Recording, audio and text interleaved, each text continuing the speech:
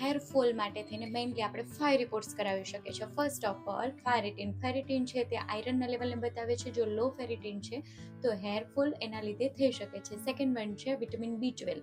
Vitamin B12 છે oxygen level વધારે છે. જ્યારે વિટામિન B12ની ડેફિશિયન્સી હોય છે ત્યારે તેના લીધે તેને હેરફોલ થઈ શકે છે.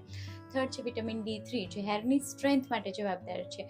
D3ની ઉણપના લીધે થઈને પણ હેરફોલ થતા હોય છે.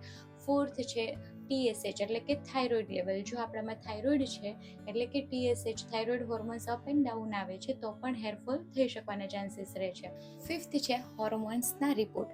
મેલ અને ફિમેલ પ્રમાણે અલગ અલગ હોય છે. તો મેલની અંદર જનરલી ટેસ્ટોસ્ટેરોન અને DHEAS એવો રિપોર્ટ થતો હોય છે હેરફોલ માટે. જ્યારે ફિમેલની અંદર oestrogen, progesterone, prolactin, FSH, LH એવા રિપોર્ટ્સ થતા હોય છે. આ રિપોર્ટથી આપણે હોર્મોન્સનું લેવલ અપ એન્ડ ડાઉન છે તે જાણી શકીએ છીએ અને એના અકોર્ડિંગ ટ્રીટમેન્ટ કરી શકીએ છીએ.